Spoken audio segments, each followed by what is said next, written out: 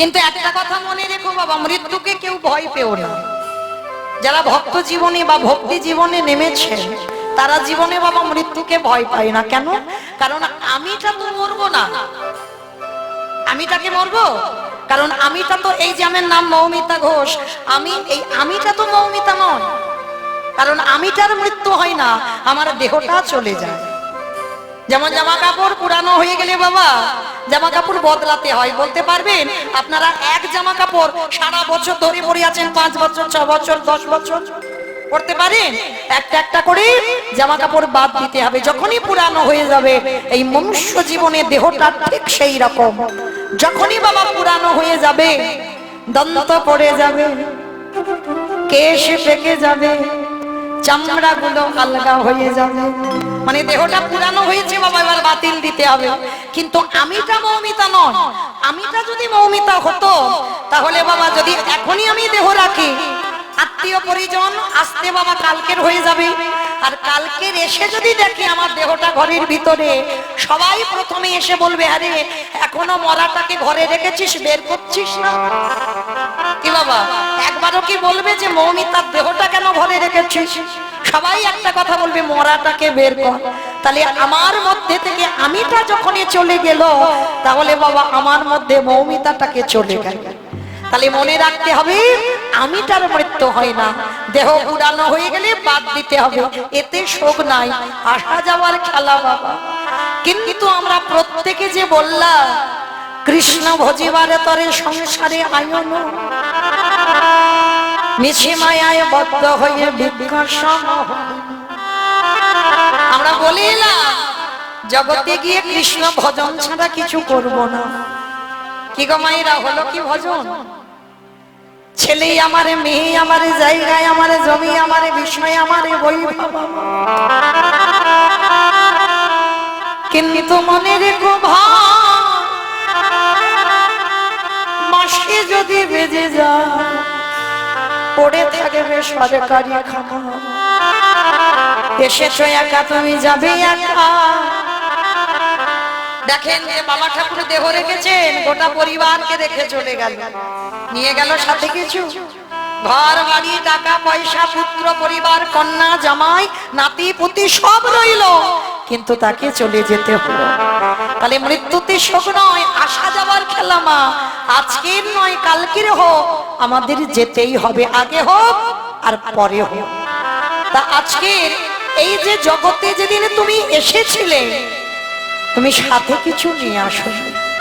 বিচার করে দেখেন বাবা, আমাদের পরনে কিছু ছিল যেদিন এসেছিলাম, আর যেদিন ভব ছেড়ে চলে যাব এই সংসার তোমার পরন থেকে সব খুলে নেবে।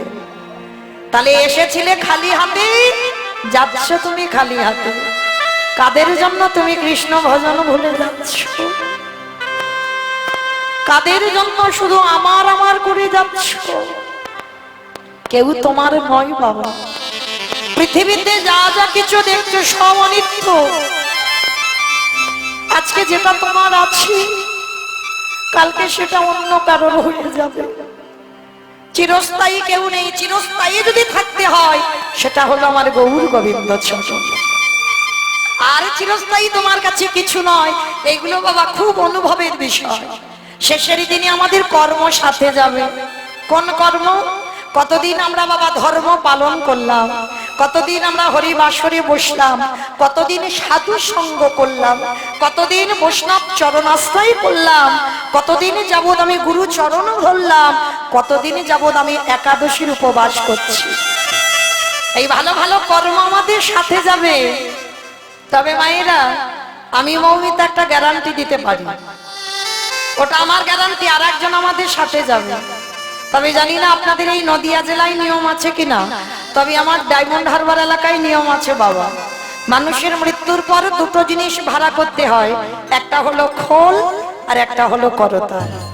আর দেহটাকে যখন বের করবে পিছনে বাজাবে না, বলো হরি হরি, বলো হরি হরি।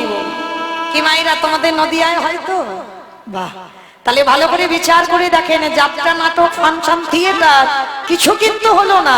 সেই যাওয়ার সময় এই খোল করতালের ধ্বনি শুনতে শুনতেই আমাদের যেতে হলো। তাহলে শেষের দিনে আমাদের কর্ম যাবে আর কি যাবে? এই হরি নামে যাবে।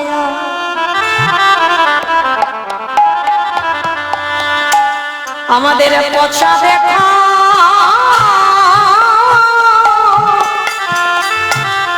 দেহ যাবে যেদিন তুমি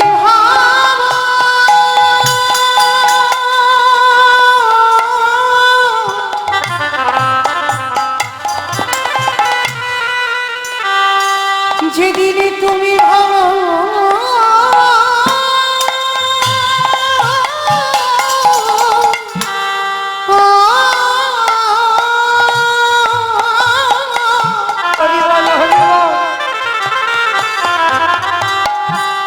যেদিন তুমি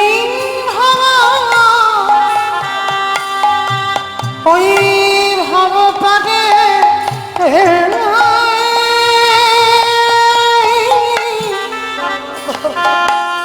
পারে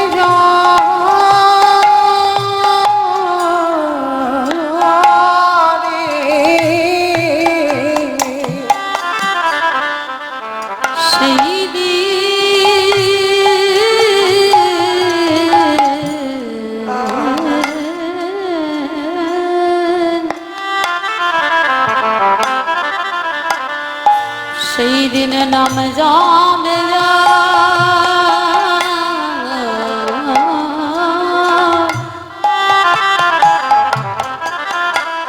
এই পচা দেহ ও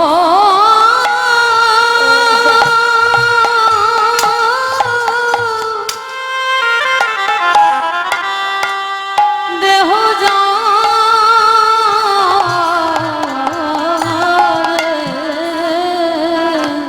সেদিনে আমাদের সঙ্গীর সাথী ও ভাই কেহ থাকবে না। যেদিন খাঁচা ছেড়ে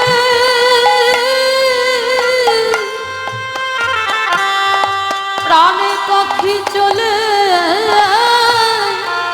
যাবে, তোমরা সবাই যতই করো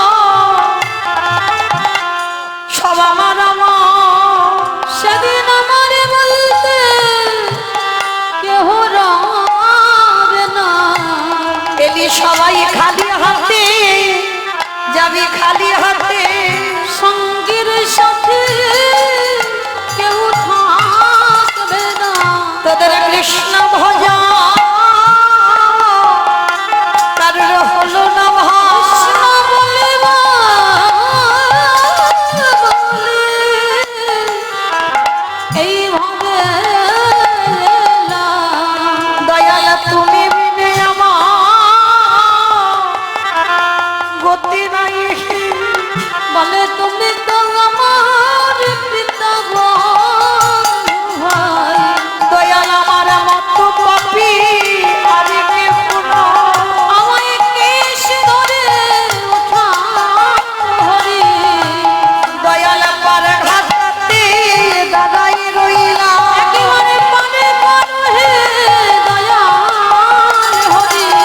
আমার যেন চরণে ছাড়া করোনা খে শুধুই জন্মে না জন্মে জন্মে তোমার ওই চরণে সব সপিলা আমার দেহ মন প্রাণ জীবন যৌবন তুমি যেন আমার চরণ ছাড়া করোনা খে আমি ওই চরণে শরণ তোমার ওই চরণে সব সপিলা জানে বিনয় জানবে ওই চরণে সব সপিলা জানবে নয় জানবে জানবে নাম যাবে যার পচা দেহ যাবে। শিশুকালে কৃষ্ণ ভজে কৃষ্ণ পাবার আসে, কৃষ্ণ পাবার আসে অগ যৌবনেতে কৃষ্ণ ভজে আসে মা না আসে, আসে বানা আসে অগ বৃদ্ধ কালে কৃষ্ণ ভজে জমির তহর আসে। এই কথাটা বাবা খুব মন দিয়ে শুনতে হবে। এখানে আমরা সবাই জ্ঞানী ব্যক্তি, জ্ঞানী গুণী বসেছেন, সবাই আমরা জানি, জেনে বাবা না জানার ভান করি। মহাজনীরা বলছেন শিশুকালী কৃষ্ণ ভজে কৃষ্ণ পাওয়ার আসে, যৌবনেতে কৃষ্ণ ভজে আসে বা নয় আসে, বৃদ্ধকালে কৃষ্ণ ভজে জমের তর আসে। তাহলে ভজন করতে হবে মা সকালবেলা, সকাল সকাল নামতে হবে ভজন। আবার মহাজনীরা বলছেন বাবা কুড়ি ফুলে গোবিন্দ সেবা হয় না।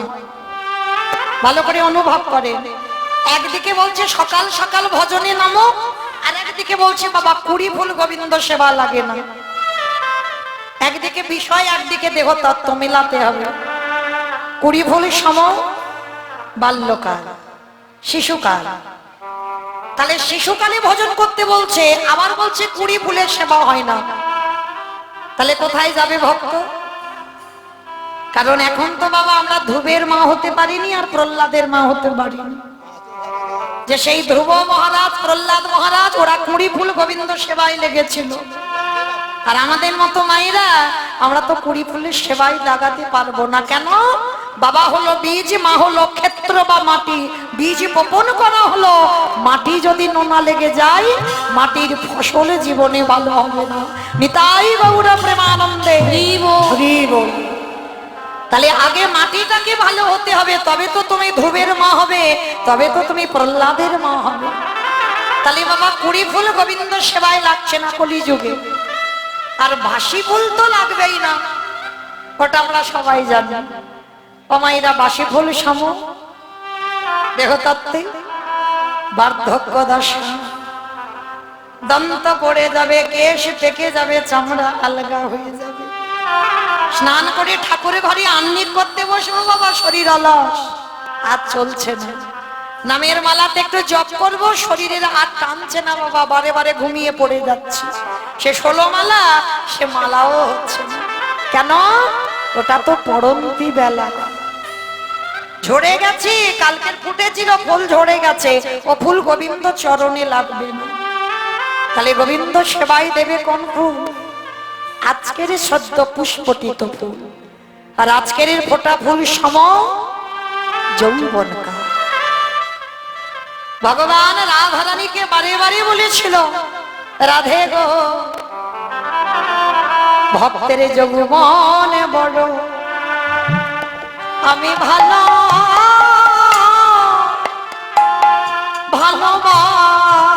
ভালোবাসি বলে ওগো রাধি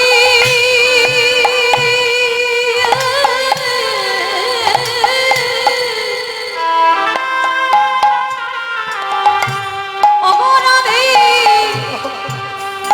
রাই বিনোদিনী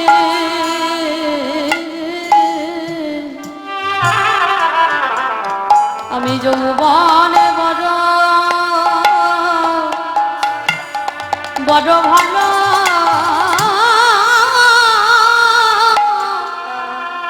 ভালোবাসি। আস্তে গোবিন্দ আমার বললেন যৌবন ভালোবাসি, কোন যৌবন? যেদিন বাবা আমাদের দাঁড়াবার শক্তি থাকবে, দুটো হাত গোবিন্দ সেবার কাজে লাগবে, দুটো নয়ন গোবিন্দ রূপ দেখবে, কর্ণ কৃষ্ণ নাম শুনতে পাবে পরিষ্কার, এই জিহ্বা কৃষ্ণ নাম উচ্চারিত হবে, দেহের 10টা ইন্দ্রিয় বাবা সতেজ আছে। আর গোবিন্দ সেবা দিতে গেলে ওই 10টা ইন্দ্রিয় যখন সতেজ থাকবে, ওই সময় গোবিন্দ ভজন করো। আর ওই সময় যদি গোবিন্দকে ভালোবাসতে পারো, অচিরে কৃষ্ণ প্রাপ্তি হবে।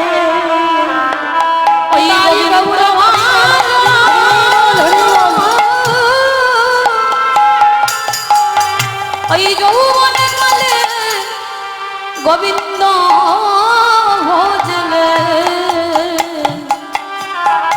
তোদের অচিরে কৃষ্ণ প্রাপ্তি হবে।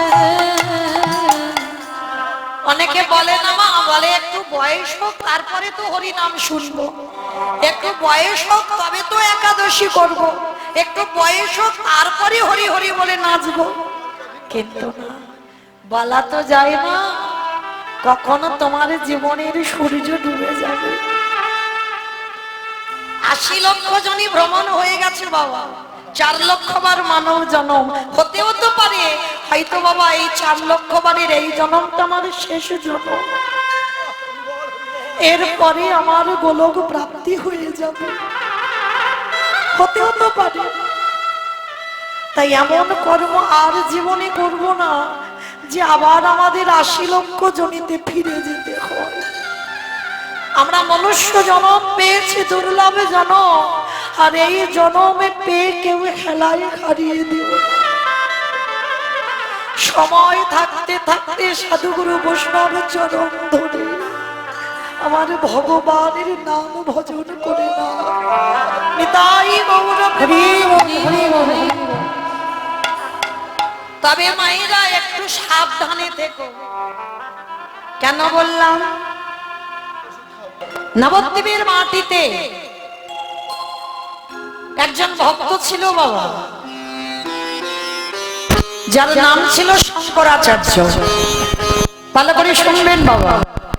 আর তার স্ত্রীর নাম ছিল মাতা সত্যবতী। এই স্বামী স্ত্রী এরা দুজনে, তবে বাবা স্ত্রী বলা ভুল হবে, আমি ভুল বললাম। সত্যবতী মা ছিল সহধর্মিণী। এখানে আমরা অনেক নারী জাতি আছে মা, এখানে আমরা সবাই বউ হয়েছি, স্ত্রী হয়েছি, কিন্তু সবাই এখানে সহধর্মিণী নয়, সবাই এখানে অর্ধাঙ্গিনী নয়। সহধর্মিণীর চরিত্র আলাদা হবে, অর্ধাঙ্গিনীর চরিত্র আলাদা হবে, আর বউ আর স্ত্রীর চরিত্র আলাদা হবে। এইগুলো ভাবতে হবে বাবা, কীর্তন শুনলে হবে না। তো আজকে এই সত্যবতী আর শঙ্করাচার্য এরা মাধুকরী করে যা কিছু পায়, প্রতিদিন আমার নিমাই সকালবেলা করে উঠে বাবা নগর ভ্রমণে বার হয় ভক্তদের নিয়ে, খোলকত্তাল নিয়ে, আর প্রতিদিন ওই শঙ্করাচার্যের বাড়িতে প্রসাদ পায়। প্রতিদিন নগর ভ্রমণে গিয়ে প্রসাদ পায়। তো আজকে শঙ্করাচার্য সকালবেলা ভিক্ষায় গেছে বাবা, সারা নদীয়ার মাটিতে ঘুরে বেড়াচ্ছে, একজন ভক্ত কেউ ভিক্ষা দিচ্ছে না। তা ভক্ত মনে মনে ভাবছে, না জানি আমি কোন ভক্তের মুখ দেখে উঠেছিলাম যে যার জন্য আমার আজকের একটাও ভিক্ষা কোনো বাড়িতে পেলাম না। বাড়িতে এসে সত্যবতী মাকে ডাকছে, সত্যবতী, সত্যবতী, তুমি শুনেছ সারা নদীয়ার মাটিতে, নবদ্বীপের মাটিতে আমি ঘুরে বেড়ালাম, কিন্তু একজনও কেউ আমায় ভিক্ষা দিল না। কিন্তু সত্যবতী, তুমি বলতে পারো আজকে যে আমার নিমাই বাড়িতে হরিনাম করতে আসবে, আমি আমার নিমাইকে কি খেতে দেব? সত্যবতী মা আমার হেসে বলছে, স্বামী তুমি চিন্তা করছো কেন? তোমার সহধর্মিনী তো এখন আছে। সহধর্মিনী তাকে বলে স্বামীর ধর্মের কাজে যিনি সাহায্য করেন, তাকেই তো বলে সহধর্মিনী। স্বামী যদি অসৎ পথে যায়, সহধর্মিনীর কর্তব্য সেই স্বামীর চরণ যুগল ধরে বাবা কৃষ্ণ ভজনের পথ দেখানো। কিন্তু কলিযুগে বড় দুর্লভ, পাওয়া যায় না বাবা। সবাই তো এই কলির মায়া মোহতে জর্জরিত হয়ে আছে। আমরা এই কলির মানুষ হয়ে আমরা ভগবত তত্ত্ব, আধ্যাত্মিকের বিষয় আমরা এখনই অজ্ঞানতা অর্জন করেছি, এখন আমাদের সে চৈতন্য হলো না। কিন্তু সত্যবতী মা স্বামীকে বলছে, স্বামী তুমি চিন্তা করো না, আমি আছি তো, আমি তোমার প্রভুর সেবার ব্যবস্থা করব। হ্যাঁ গো গিন্নি, কি করে করবে? আমি তো কিছু ভিক্ষা পাইনি। তাতে কি হয়েছে? দাঁড়া, আমার ঘরের চালে একটা কচি লাউ হয়ে আছে। মায়েরা আপনারা জানেন নিশ্চয়ই, আমার নিমাইয়ের খুব প্রিয় কচি লাউয়ের পায়েস, যেগুলো মামা আমাদের খুব একটা পছন্দ নয়। কচুর ঘন্ট, মোচার ঘন্ট, ডুমুরের তরকারি, লাউয়ের তরকারি, এগুলো আমার নিমাইয়ের খুব প্রিয়। হ্যাঁ? ভক্ত যদি তৈরি করে দেয় প্রভু সেবা, প্রভু বলে আমি সারা জীবন তার দাস হয়ে যাই। সে যদি আমায় ডাকতে ভুলে যায়, আমি সারা জীবন তার দরজায় রয়ে যাই। যদি ভগবানের পছন্দ খাবার কেউ বানিয়ে দেয়, তার সত্যবতী মা বলছে তুমি চিন্তা করছো কেন, পরের চালে তো একটা লাউ হয়ে আছে। জানো স্বামী, আজকের ওই লাউটাকে পেড়ে ওর সঙ্গে একটু দুধ চিনি দিয়ে কচি লাউয়ের পায়েস করবো। ভিক্ষা পাইনি তো কি হয়েছে, আর ওই কচি লাউটা পায়েস করে আমার নিমাই যখন আসবে আমার বাড়িতে হরিনাম করতে, আমার নিমাইকে সেবা দেব। বলে ঠিক আছে। তাহলে সত্যবতী, আমি ততক্ষণে শিরোধনী গঙ্গা স্নানটা করে আসি, তুমি ততক্ষণে ওই লাউটা বানাও। তা লাউটা পেরেছে ভোরের বেলা। তো এখন তো বাবা আমাদের মতো মেয়েরা এই ভোর ভোর হয় না, ঘুম থেকে উঠতে বাবা 7:30 8টা বেজে যায়।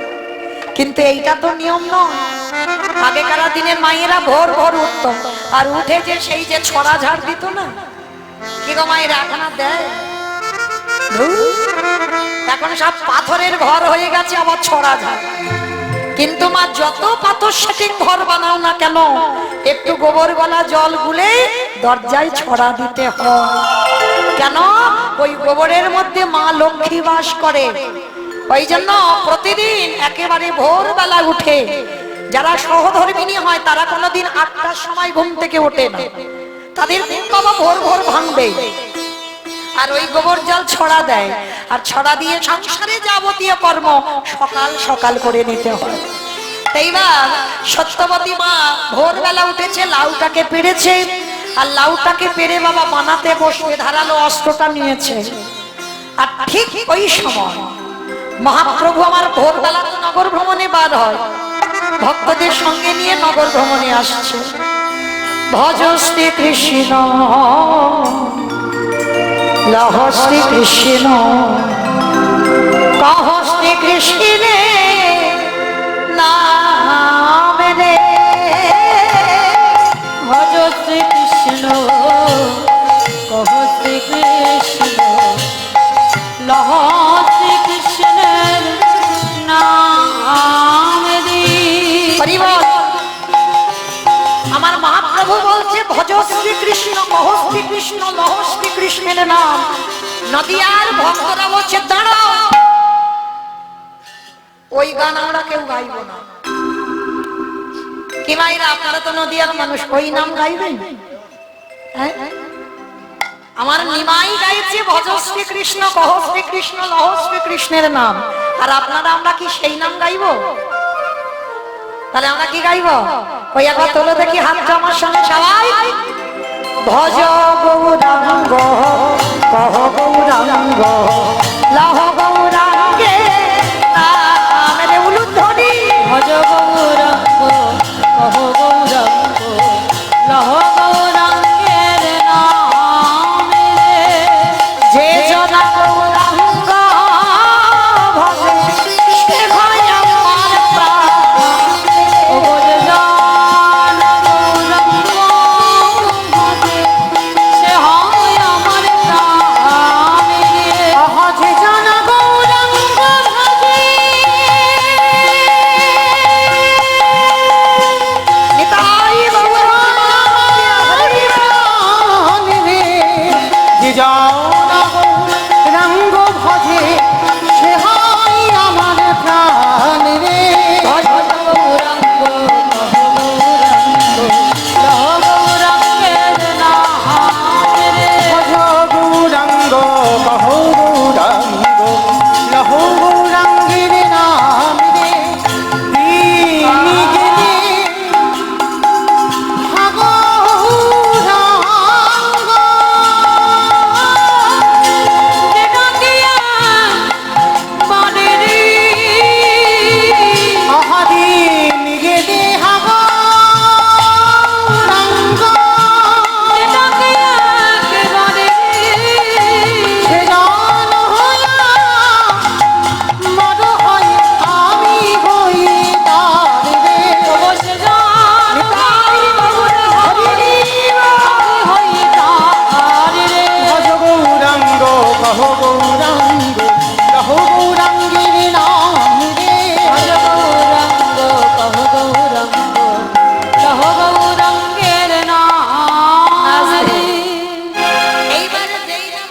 গৌরের নাম বলতে বলতে, আমার কৃষ্ণ ভজন করতে করতে, যেই না ভক্তরা সবাই আসছে শঙ্করাচার্যের ঘরের দিকে, অমাইরা এই সত্যবতী মায়ের একটা ছোট্ট ছেলে ছিল, যার আদর করে নাম রেখেছিল বাবা গোপাল।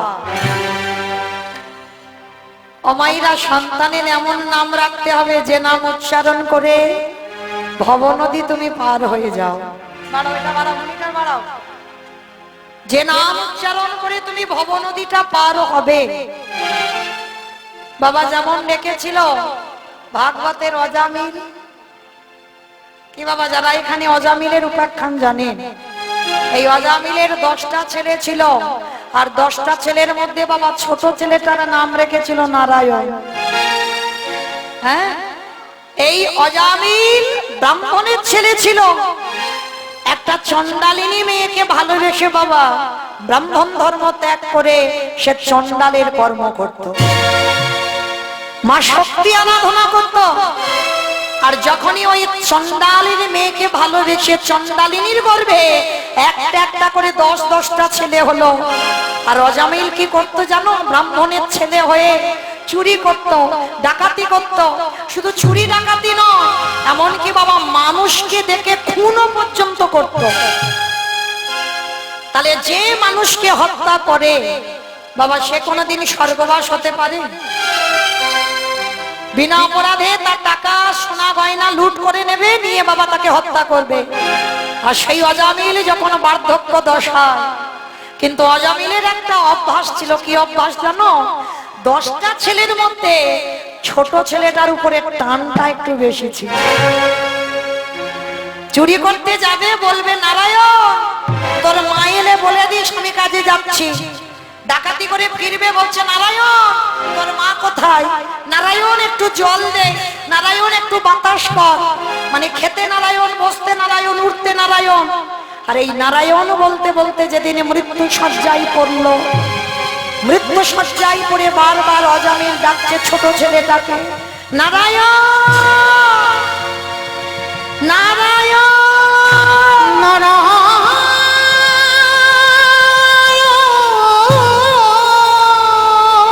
ও নারায়ণ, ও নারায়ণ, ও নারায়ণ। বারবার যখন ও নারায়ণ, ও নারায়ণ বলছে, সেটা বিষ্ণু লোকের খাতায় হিসাব হচ্ছে বাবা ওম নারায়ণ। ছটফট করছে মৃত্যু যন্ত্রণায়। এক দরজায় দাঁড়িয়েছে বিষ্ণুদূত, এক দরজায় দাঁড়িয়েছে যমদূত, টানাটানি করছে, মানে অজামিলকে নিয়ে যাবে। আর যখন টানাটানি করছে অজামিলকে নিয়ে যাবে বলে, এমন সময় বিষ্ণুদূতেরা বলছে আমরা নিয়ে যাব, যমদূতেরা বলছে আমরা নিয়ে যাব। যমদূতেরা বলছে আরে মূর্খ, এ কি করে যেতে পারে বৈকুণ্ঠে ভগবানের চরণে, কারণ এ খুন করে, ডাকাতি করে, আবার চুরি পর্যন্ত করে। তখন ওই বিষ্ণুদূতেরা বলেছিল যমদূতেদের, তোরা বড় মূর্খ, কারণ এ ডাকাতি করুক, চুরি করুক, মানুষ খুন করুক, যাই করুক, কিন্তু মৃত্যুর সময় কি বলছে ভালো করে দেয়, কান পেতে শুনছে ও নারায়ণ, ও নারায়ণ, ও নারায়ণ। তা যমদূতেরা বলছে হ্যাঁ শুনতে পাচ্ছি, ও ছেলের নাম ধরে ডাকছে ছোট ছেলেটা। বিষ্ণুদূতেরা বলছে আরে মূর্খ, নামটা ও ছেলের দিয়েছে, কিন্তু নামটা তো ছেলের নয়, নামটা আমার ভগবানের। তাহলে মৃত্যুর সময় যে যত বড় পাপিষ্ঠ দুরাচার হোক না কেন, মৃত্যুর সময় যদি জিহ্বাতে কৃষ্ণ নাম উচ্চারণ হয়, মৃত্যুর সময় যদি ভগবানের নাম শুনতে শুনতে দেহত্যাগ করে, জগতে যত অপরাধ করে সমস্ত অপরাধ থেকে সে মুক্তি পেয়ে যায়। নিতাই গৌর প্রেমানন্দে হরি বল, হরি বল। তাহলে প্রত্যেকে মারা, পরবর্তীতে যারা মা হবে, যারা সন্তানের জন্ম দেবে, যে সন্তানের নাম রাখবে এমন নাম হোক ওই সিনেমা সিরিয়াল থেকে যেন ওই নাম না হয়, এমন নাম রাখো যে নামটা যেন অজামিলের মতো হয়। তোমার সন্তানের নাম উচ্চারণ করে তুমি যেন ভবনদী পার হতে পারো। তো আজকে সত্যবতী ছেলেটার নাম রেখেছিল গোপাল, আর গোপাল বাবা তখন কথা বলে না, হামাগুড়ি দেয়। আর দেখবেন বাবা বেশিরভাগ ছেলেরা ওই ছোট ছোট বাচ্চাদের ভোর ভোর ঘুম ভেঙে যায়, আবার মা যদি কোলের কাছে নিয়ে স্তনদুগ্ধ দেয় আবার সন্তান ঘুমিয়ে পড়ে। তা মা তো আজকে লাউটা বানাতে বসেছে, আর গোপাল ঘরে থেকে হামাগুড়ি দিতে দিতে মার কোলে এসে স্তনদুগ্ধ পান করছে। মা ধারালো অস্ত্রটা নিয়েছে, কচি লাউটাকে পেরেছে, আর মহাপ্রভু হরিনাম করতে করতে আসছে, আর সত্যবতীর কানটা হরিনামের দিকে চলে গেছে। অনুভব করেন মা, হরিনামে এমনই ডুবে গেছে, এমনই মোহিত। ছেলে কোলে দুগ্ধ সেবা করছে সেটা খেয়াল ছিল না সত্যবতী মা। ওই কচি লাউ আর গোপালের মাথা দুটো একই জায়গায় রেখেছে। হরিনাম শ্রবণ করতে করতে নয়নে বাড়ি বিগলিত হলো। প্রভু আমার হরিনাম করছে আর সত্যবতীর নয়নে অঝরে জল পড়ছে, হৃদয়টা ভেসে যাচ্ছে। আর কিন্তু ওই লাউ বানাচ্ছে ওদিকে খেয়াল নেই, হরিনামে ডুবে গেছে। আর হরিনামে ডুবে গিয়ে ওই লাউ আর ছেলের মাথাটা একই জায়গায় ছিল। সত্যবতী মা গোপালের মাথাটাকে নিয়ে লাউ মনে করল, আর লাউ মনে করে ওই গোপালের মস্তকটা নিয়ে ধারালো চকচকে অস্ত্র দিয়ে ওই মস্তকটাকে ছেদ করে দিয়েছে। অবলা সন্তান সবে হামাগুড়ি দেয়, কথা বলে না। ঘুমন্ত ছেলের মস্তক যদি ছেদন হয় সে ছেলে কি আর কাঁদবার সুযোগ পায়? মা সত্যবতী এখনো জানে না নিজের ছেলেকে বলি দিয়েছে। গোপালের মাথাটাকে নিয়ে ওই নাক কান চোখ মুখ টুকরো টুকরো করে কেটেছে, একটা পাত্রে রেখে দিয়েছি। সর্বঙ্গটা রক্তে রক্তাক্ত হয়ে গেল, আর ওই হরি নামে ডুবে গেছে। মাথা দোলাচ্ছে আর ছেলের মাথাটাকে কাটছে। শঙ্করাচার্য এদিকে স্নান করে যেই না উঠানের চরণ দিয়েছে, দেখে না রক্তের স্রোত ছমকে। কি এত রক্ত, এত রক্ত কোথা থেকে এলো? যেই না বারান্দায় উঠেছে বাবা, দেখে না সত্যবতী হরি নামে মাথা দুলায়, হরিনাম শুনছে। সত্যবতীর কোল রক্তে ভেসে যাচ্ছে, কোলের উপরে ছেলের দেহটা, আর মাথাটাকে লাউ বলে কেটে থালাতে রেখেছে। শঙ্করাচার্য এসে ডাকছে, সত্যবতী। লক্ষ্য করবেন বাবা, যে ভগবানের নামে একবার ডুবে যায় তার কিছু জ্ঞান থাকে না, সে শুনতে পায় না কিছু, বুঝতে পারে না কিছু। ডাকছে কিন্তু শুনতে পাচ্ছে না। এবার সত্যবতীর অঙ্গ স্পর্শ করেছে। সত্যবতী, এটা তুমি কি করছো? কি করেছো? ভালো করেছে দেখো। সত্যবতী তাকিয়ে দেখলো কোলে ছেলের দেহটা, আর ছেলের মাথাটা মা নিজের হাতে টুকরো করে পাত্রে রেখেছে। চিৎকার করে সত্যবতী বলল, গৌর হরি, গৌরী হে।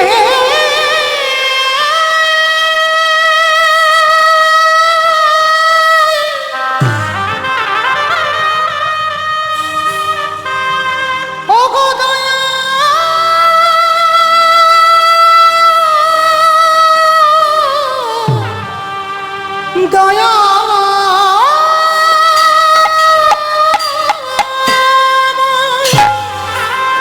প্রভু যে তোমায়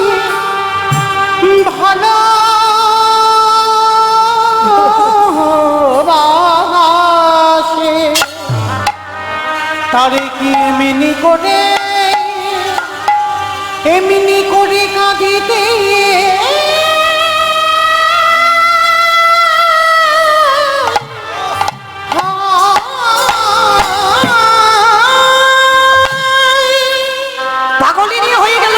সত্যবতী মা যখন চিৎকার করে কাঁদছে, শঙ্করাচার্য সত্যবতীর মুখটা চেপে ধরেছে। চুপ করো, চুপ করো, একটু আওয়াজ করো না,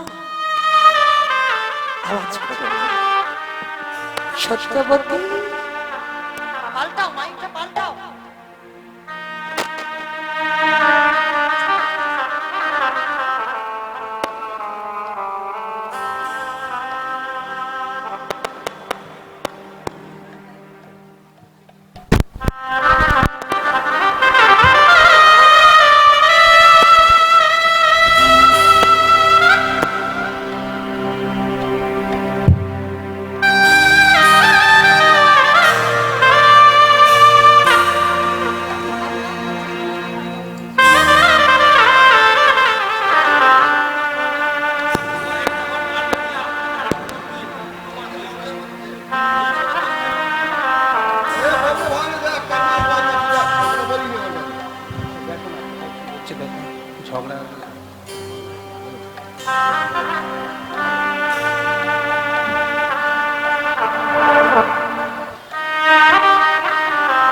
hello check check testing hello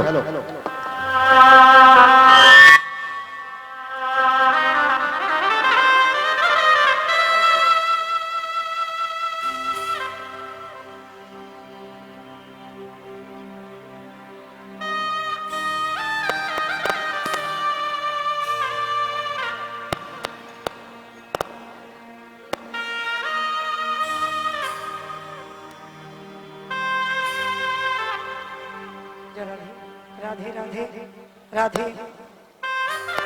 হরে কৃষ্ণ, জয় রাধে জয় রাধে। বেশ কমা, নিতাই গৌর কৃষ্ণ প্রেমানন্দে, হরি বল হরি বল হরি বল।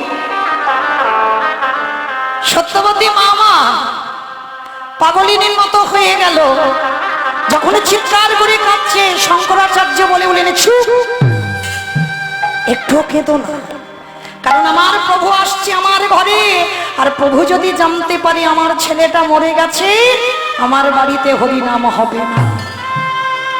সত্যবতী, আমার ছেলে মরে গেছে, সেই শোকটা আমি নিতে পারবো, কিন্তু আমার বাড়িতে যে একদিন হরিনাম হবে না, এইটা আমি নিতে পারবো না। কে গো মায়েরা, কেমন ভক্ত, ছেলে মরে গেছে তার মানে কতটা বাবা বিষয় থেকে মুক্ত দেখে।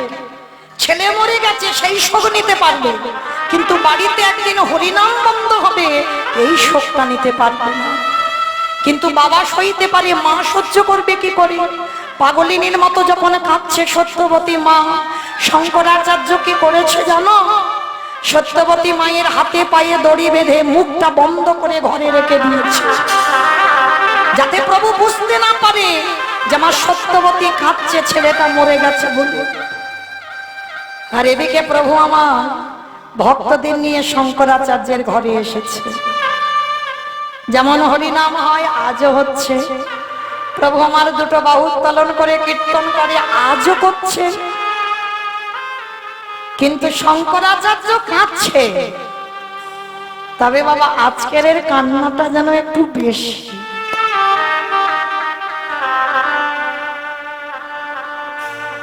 কারণ দুটো শোক একসঙ্গে বাবা, এক হলো পুত্র হারাবার শোক, আর একটা হলো আমার গৌর হরি জানতে পারবে আমার বাড়ি অশৌচ, কালকে থেকে হরিনাম হবে না। এই দুটো শোক একসঙ্গে উঠছে পড়ছে। সত্যবতী মা ঘরের দরজা বন্ধ করে আওয়াজ করতে পারছে না, মুখ বাঁধা। প্রভু আমার নৃত্য করতে করতে প্রশ্ন করলো, শঙ্করাচার্য এদিকে এসো। আচ্ছা, তুমি আমার কীর্তনে কাঁদো, আমি রোজ দেখি, কিন্তু কোনদিন তো এত কান্না কাঁদো না। আজকের কি হয়েছে তোমার? তুমি এত কান্না কাঁদছো? না গৌরী, কিছু হয়নি তো, আমি যেমন রোজ কাঁদি আজকেরও কাঁদি। কিন্তু জানো, আমার যেন মনে হচ্ছে তোমার বাড়িতে কোনো অমঙ্গল ঘটেছে। প্রভু বলছে তোমার বাড়িতে অমঙ্গল ঘটেছে। শঙ্করাচার্য বললেন, না প্রভু, না, যার বাড়িতে এমন মঙ্গলময় হরি দাঁড়ায় তার বাড়িতে কি কোনোদিন অমঙ্গল ঘটে? কিছু হয়নি প্রভু, কিছু হয়নি। কিন্তু সবাইকে দেখতে পাচ্ছি, আমার সত্যবতী মাকে তো দেখতে পাচ্ছি না। প্রভু, ও ভিতরে একটু কাজে আছে, তুমি হরিনাম করো। আর সত্যবতী কাঁদছে ঘরের ভিতরে, সেই কান্না গৌর চরণে আসছে। শঙ্করাচার্য কিছুক্ষণের জন্য ভুলে গেছে যে আমার প্রভু অন্তর্যামী। ভক্ত যদি অন্তরেও কাঁদে সেটা প্রভুর চরণে পৌঁছে যায়। বারবার গৌর হরি বলছে, আমি যাবো একবার সত্যবতী মার কাছে। না প্রভু, মা তো একটু কাজে আছে, তুমি যেও না। সে কি গো, কোনদিন তো তুমি আমায় তোমার ঘরে যেতে বাধা দাও না, কি হয়েছে আজকে? ছেলের কাটা দেহটা মা পুটলিতে করে বেঁধে রেখে দিয়েছি। সত্যবতী মা, মুখ বাঁধা তো আওয়াজ হচ্ছে না।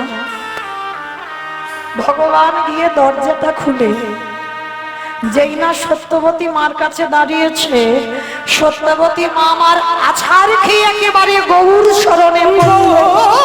তাই গৌর হরি বল, হরি বল, হরি বল।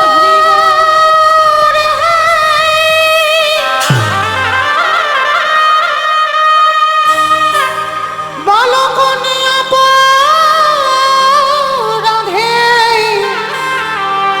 ওগো তুমি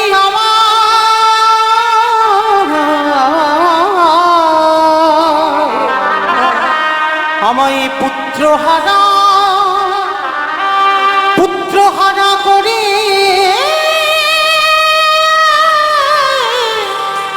দিলে।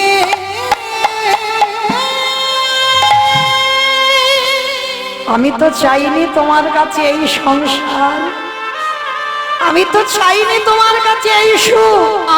আমি কেন কেড়ে নিলে আমার সন্তানটাকে? সুখের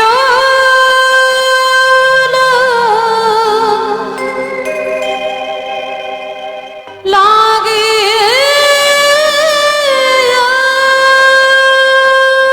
ফিরিয়ে দাও আমার গোপালকে, ফিরিয়ে দাও।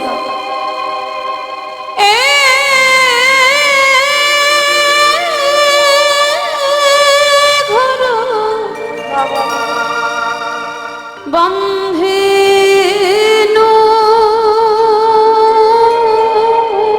আমি তো কোনোদিন তোমার কাছে বলিনি আমার সংসারের সুখ দাও, সন্তানের সুখ দাও। অনলি ফিরিয়ে দাও, ফিরিয়ে দাও। ও রিয়া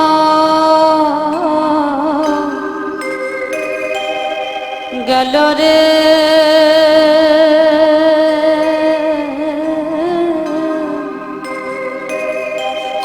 অনলি উড়িয়া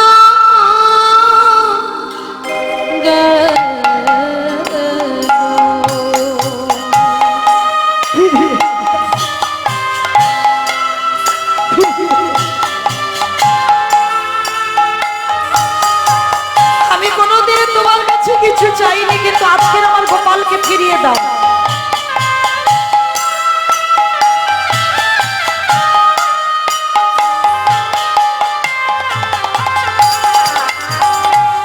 আমি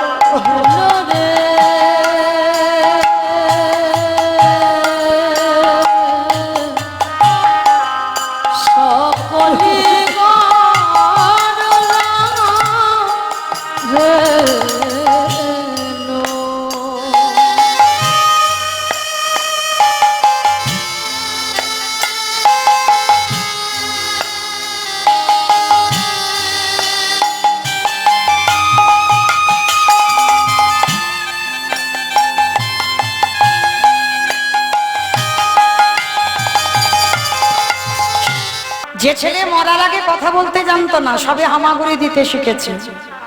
আর যেই না আমার গৌরী ডেকেছে, উঠে বসে কথা বলছে, প্রভু আমায় ডেকেছো? হ্যাঁ তোকে ডেকেছি। বাবা মাকে কাঁদিয়ে চলে গেলি কেন? মা কাঁদছে, বাবা কাঁদছে, আয় ফিরে আয়।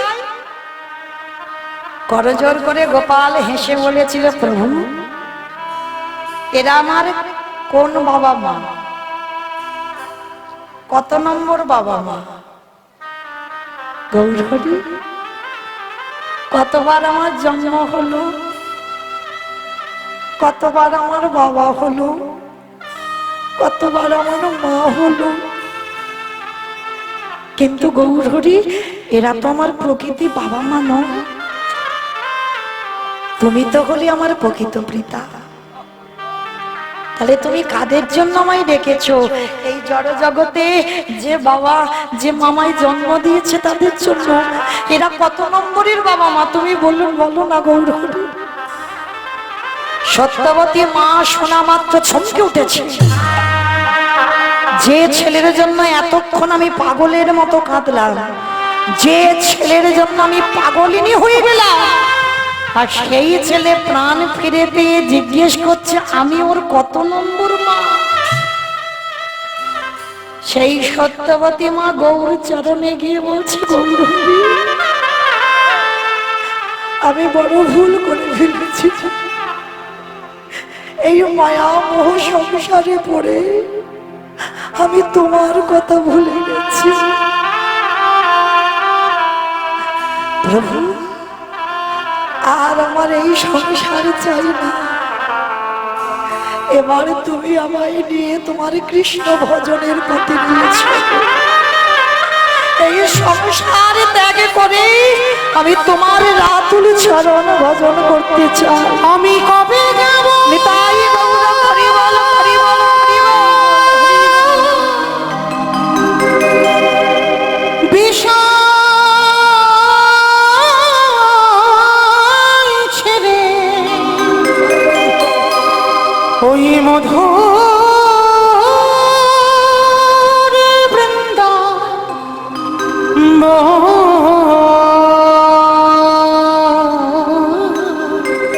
আর যে ভালো লাগে না গৌর, ওরে কৃষ্ণ নামে তোমার চরণে আমার আশ্রয় দাও। কাঁদবে কাবে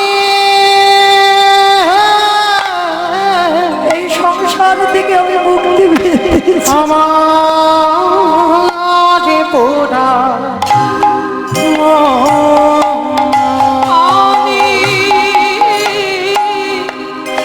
একবার নিয়ে চলো তুমি। আমি কবে যাব?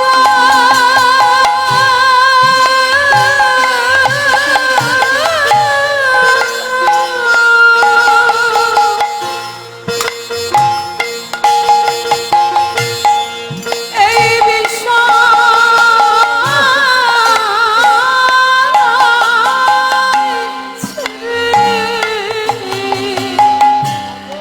এবার আমায় হাত ধরে তুমি এই মধুর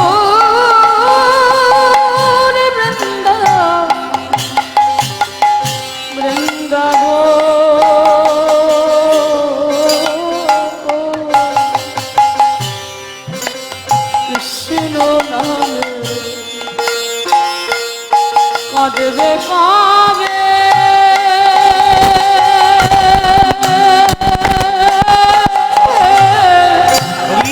আমার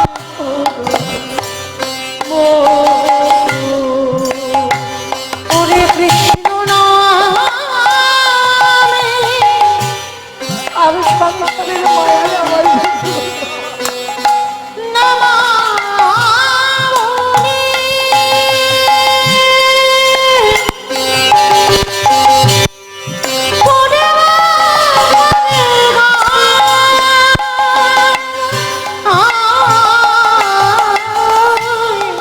কৃষ্ণ নামে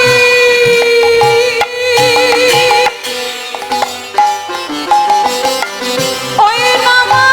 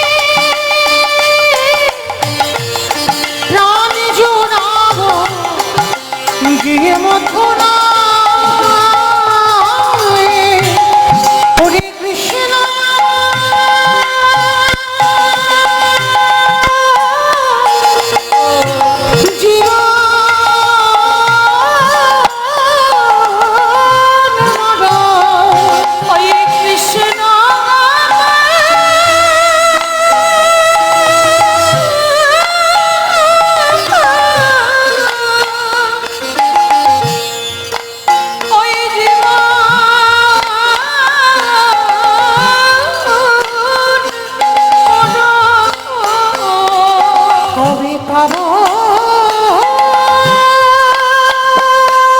কৃষ্ণ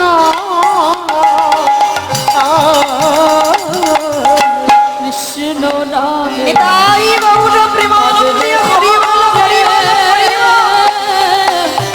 আমার পোড়ার হরি কৃষ্ণ নামে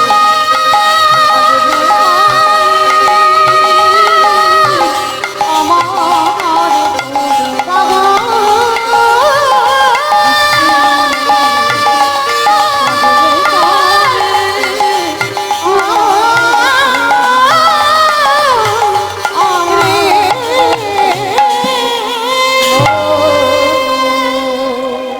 সেদিন শঙ্করাচার্য সত্যবতী মা বুঝতে পারলো এই জড় জগতের যতই আমার আমার করো না কেন কেউ তোমার নয়। ভব নদী পারাপার করার মালিক তো সে গো। আমরা বুঝতে পারি না, জানতে পারি না, বুঝবার চেষ্টাও করি না। মনে মনে ভাবলাম অমুক জনকে ভালোবাসলে ওই বুঝি আমায় পার করে দেবে। না, ভালো যদি বাঁচতে হয় কৃষ্ণ চরণ সকাল সকাল ধরো। লক্ষ্য করো, নবদ্বীপের মাটিতে আমার নিমাই প্রতিদিন শ্রীধর পণ্ডিত, যিনি বৃন্দাবন লীলায় মধুমঙ্গল, এই মধুমঙ্গল নবদ্বীপের মাটিতে শ্রীধর পণ্ডিত। আর এই শ্রীধর পণ্ডিত প্রতিদিন কি বিক্রি করতো জানো? থোর, কচু, কলা, মোচা এগুলো বিক্রি করতো। আর নিমাই প্রতিদিন শ্রীধরের কাছ থেকে বাজার করে খেত। তাহলে করে শোনো, তা যেই না বাজার করে নিয়ে চলে যায় একদিনও পয়সা দেয় না নিমাই। মাসের পর মাস বাজার করছে। তা একদিন শ্রীধর বলছে, নিমাই তুমি রোজ রোজ আমার কাছ থেকে বাজার করে খাও, পয়সা দেবে না? নিমাই হেসে মনে মনে ভাবলো, হায় রে, কার কাছে কে পয়সা চাইছে? দেব দেব দেব, তুমি যেদিন আমার কাছে চাইবে সেদিন আমি একেবারে সুদে আসলে যত দাম হয়েছে আমি সমস্ত কিছু তোমায় দাম মিটিয়ে দেব।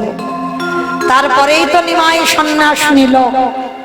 24 বছর বয়সে শেষ অন্তিম সময়টা ছিল জগন্নাথ ধাম, পুরী ধাম, লীলাচল। আর এই লীলাচলে থাকাকালীন প্রভু আমার সিদ্ধান্ত নিয়েছিল বৃন্দাবন যাত্রা করবে। কটা দিন বৃন্দাবনে বাঁকে বিহারী লালকে দর্শন করি আবার পুরী ধামে ফিরবে। তার নবদ্বীপের ভক্তরা খবর পেয়েছে প্রভু বৃন্দাবনে যাবেন। আর নবদ্বীপ থেকে ভক্তরা সবাই পাগলের মতো ছুটতে ছুটতে যাচ্ছে। নদিয়ায় যত যত ভক্ত ছিল সবাই ছুটে যাচ্ছে নিমাইকে দেখবে বলে ওই পুরী ধামে। তার দেখতে যাচ্ছে তো ভগবানকে, যার বাড়িতে যা যা কিছু ছিল সবাই নিয়ে যাচ্ছে। আর শ্রীধর এত গরিব, এত কাঙাল, কি নিয়ে যাবে জানো? ঘরে কিচ্ছু নেই।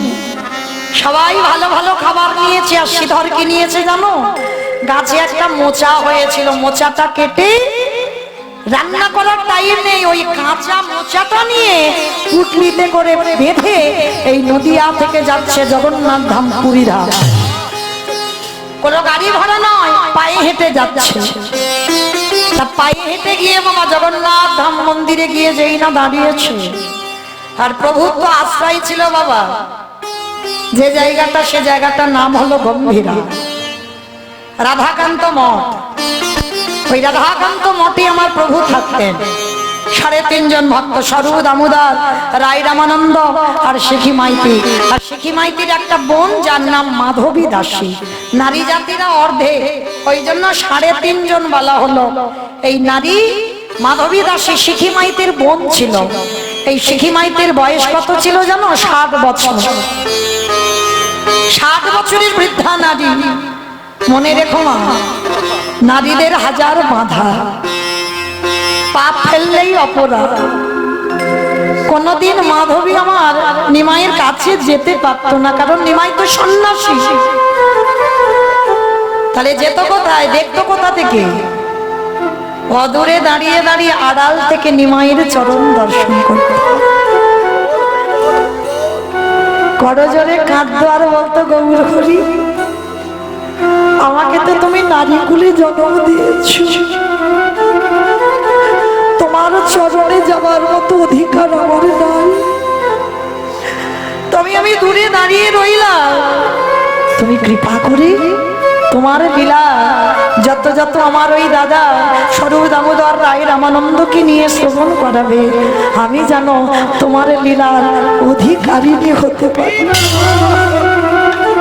ডাকার মতো যদি ডাকা যায়, ভালোবাসার মতো যদি বাসা যায়, নারী হলেও বাধা থাকে না বাবা, নারী হলেও ভগবানের চরণে যাওয়া যায়।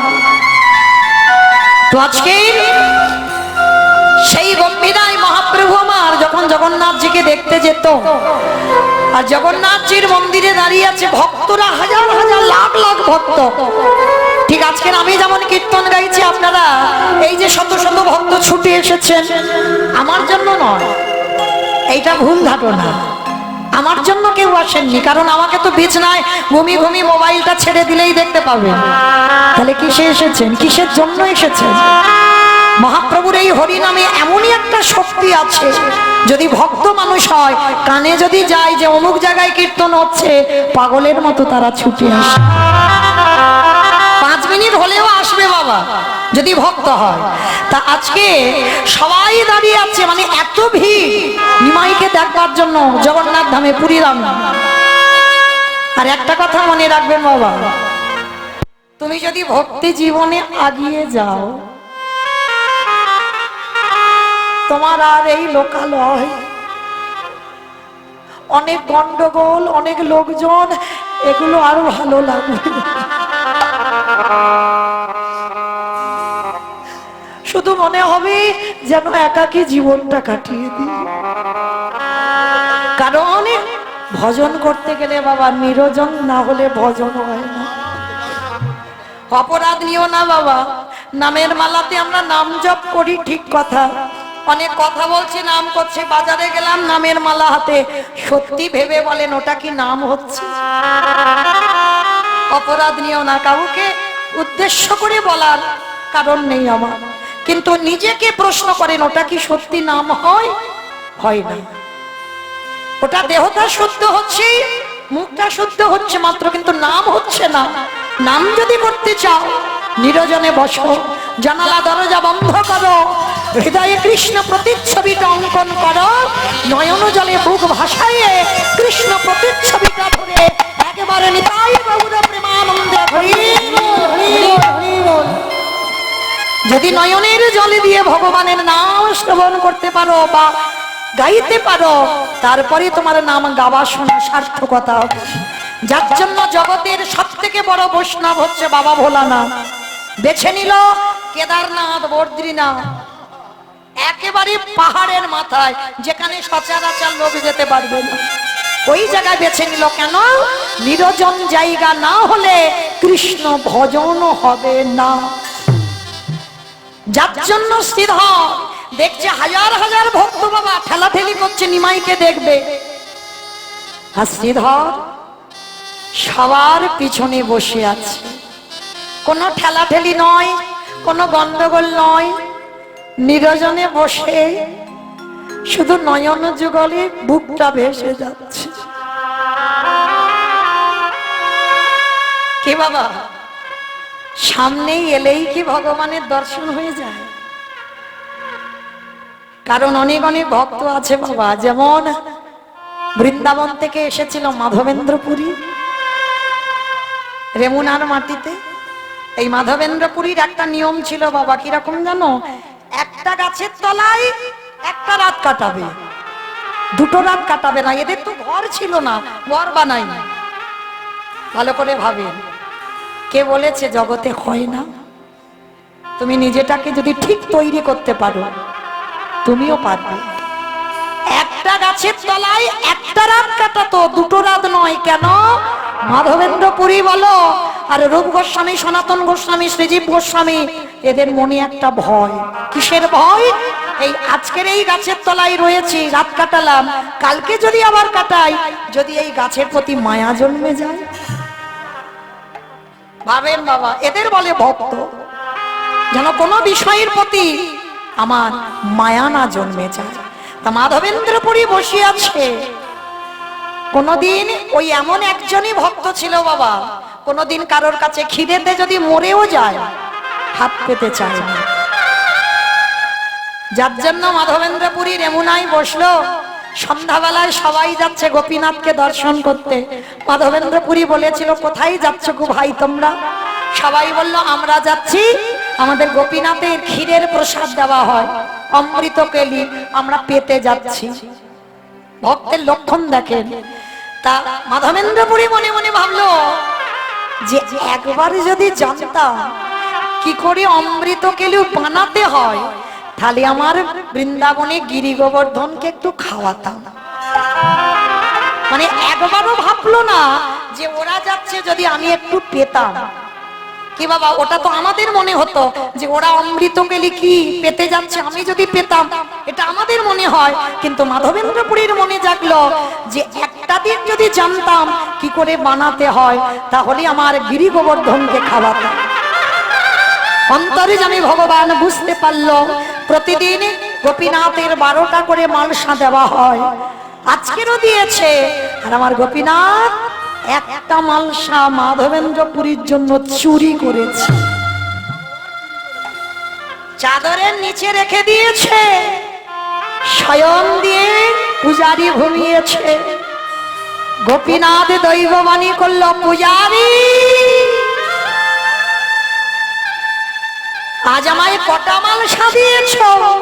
বলে, কেন প্রভু? 12টা। বলি, না, 12টা মালসা নিবেদন করেছ, বিতরণ করেছ কটা? বলে, 12টা। বলে, না, হিসাব করে দেখো, 11টা মালসা বিতরণ করেছ, আর একটা মালসা আমি চুরি করে আমার পায়ের নিচে চাদরের মধ্যে লুকিয়ে রেখে। প্রভু, তুমি তুমি ক্ষীর চুরি করেছ কেন? তোমরা তো জানো না, গাছতলায় আমার এক ভক্ত বসে বসে খাচ্ছে, খিদে পেয়েছি। আমি যদি তার খাবারের ব্যবস্থা না করি, তার কে ব্যবস্থা করবে? সকাল হলে যাও তাকে খাইয়ে এসো। পূজারি আর দেরি করলো না, ওই রাত থাকতে থাকতে মন্দিরে গিয়ে যেই না চরণ দিয়ে চাদরটা তুলেছে, দেখে না এক ভার ক্ষীর বসানো আছে। ওই ক্ষীরের ভাতটা মাথায় করে তুলে নিয়ে চিৎকার করছে, কোথায় আছো মাধবেন্দ্রপুরী? তোমার লাগি গোপীনাথ ক্ষীর কইল ছুরি। নিতাই গৌর হরি বল। সেই মাধবেন্দ্রপুরী ক্ষীর প্রসাদ পেল। তাহলে এদের বলি ভক্ত বাবা।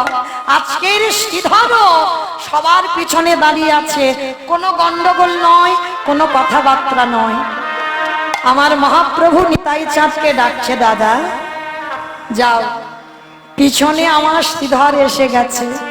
ভালো করে ভাবেন বাবা, সামনে যারা দাঁড়িয়ে আছে তাদেরকে বলছে না, আর যে শ্রীধরকে দেখা যাচ্ছে না, ভগবান বলছে নিতাই চাঁদকে, আমার শ্রীধরকে আমার কাছে আনো।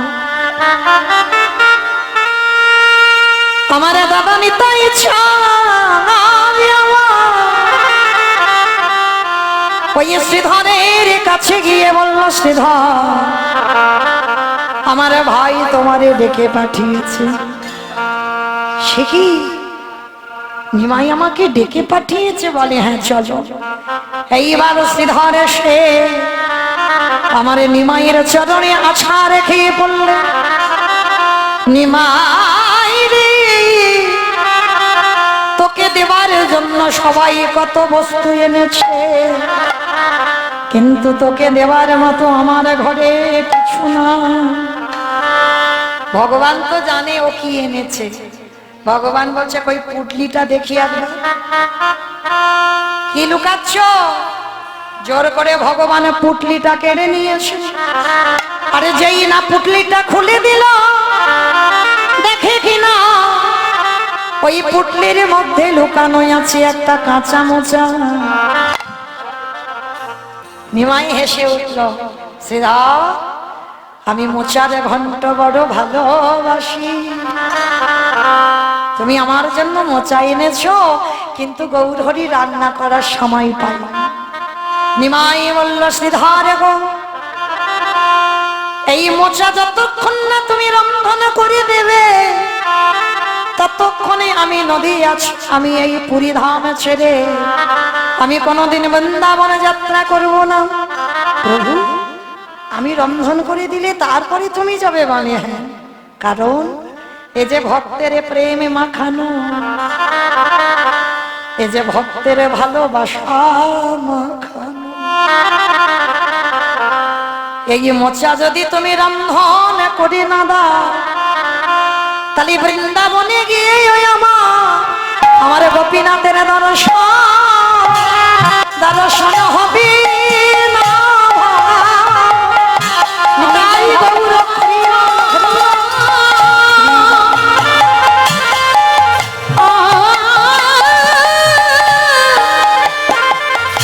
বাঞ্ছা করলে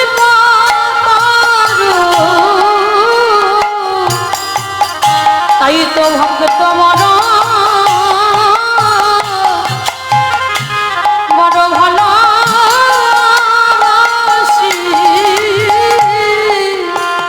এইবারে মোচাটা রন্ধন করে আমার নিমাইকে খাইয়ে দিল। শ্রীধর বলছে, ও নিমাই, এইবার একটা কথা ছিল। প্রভু তো অন্তরে জানি বুঝতে পেরেছে। বলছে, আচ্ছা আমি বুঝতে পেরেছি, বলো তোমার নবদ্বীপে যে বাজার করে খেতাম কত টাকার বাজার হয়েছে? কি চাও আমার কাছে বলো, শুধু আসলে আজকের আমি তোমায় সব মিটিয়ে দেব। শ্রীধরে বলল, গৌর হবি, শুধু আসলে যদি আমায় সবই দিতে চাও, একেবারে তুমি আমায় কথা দিয়ে যাও, এতদিনই যে তুমি আমার কাছে বাজার করে খেয়েছ, যদি দিতেই হয়, যেদিন আমার নিদানের সময় হয়ে যাবে, এই সংসারের মায়াতে পড়ে তোমার কাছে যেতে যদি দেরি হয়ে যায়, গৌর হরি আমার হাতে ধরে ভব নদী পার করিও। আমি নিতাই গৌর হরিব,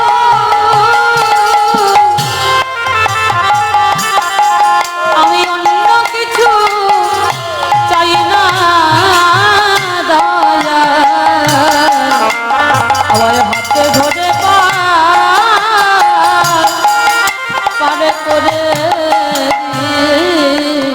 মায়েরা তাহলে টাকা পয়সার বদলে কি চাইল?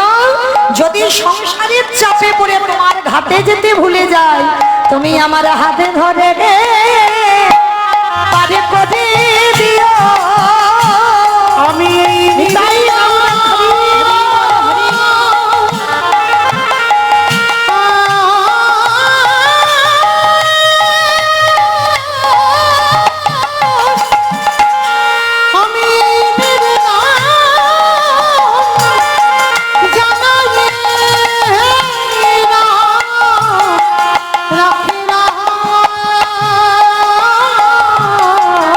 আমায় হাতে ধরে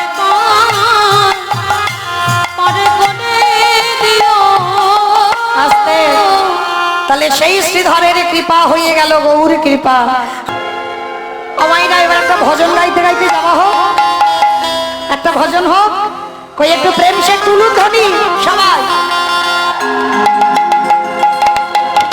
বৃন্দাবন ধামে আকার জপে যারা হে রাধে, রাধে মেরি সরকার জপে যারা হে রাধে।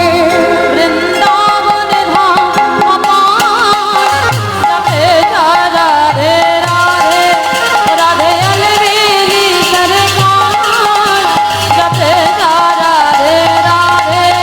বৃন্দাবন ধামে আকার জপে যারা হে রাধে, রাধে অলবেলি সরকার জপে যারা রে রাধে।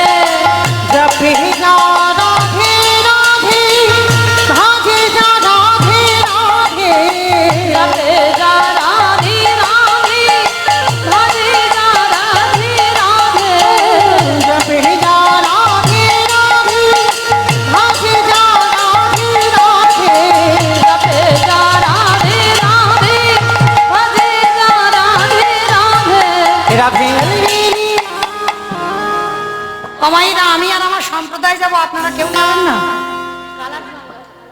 সবাই যাবে? যারা যাবেন কই দেখি আর একবার এই কান মুলে বলছে মা কালীর দিব্যি আর বলবো না, এইবারটা শেষ। সবাই দেখি হাত দুটো একবার তোলেন, সবাই একসঙ্গে তালি তালি করো, তালি কেমন?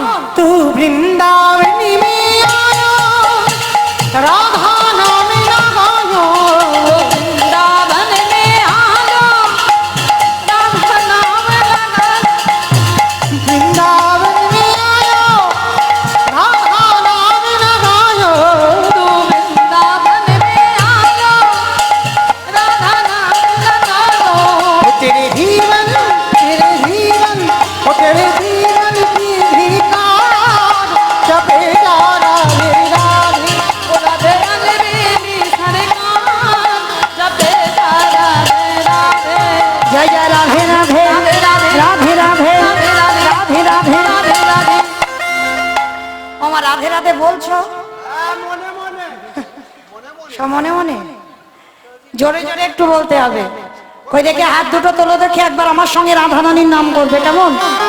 জয় জয় রাধে রাধে রাধে রাধে রাধে রাধে राधे राधे वृंदावन में राधे राधे गोवर्धन में राधे राधे निधवन में राधे राधे तालवन में राधे राधे कमलवन में राधे राधे ऊंचा गाँव में राधे राधे बरसाना में राधे राधे राधा कुंड में राधे राधे श्याम कुंड में राधे राधे हरिद्वार में राधे राधे जब से बोलो राधे राधे ठीक से बोलो राधे राधे तालवन में राधे राधे कमलवन में राधे राधे ऊंचा गाँव में राधे राधे प्रेम से बोलो राधे राधे भाव से बोलो राधे राधे माँ के बिहारी वृंदावन धामिया पार जपे जा राधे राधे ओ राधे अलबेली सरकार जपे जा राधे ओ जपे जा राधे राधे ओ जपे जा राधे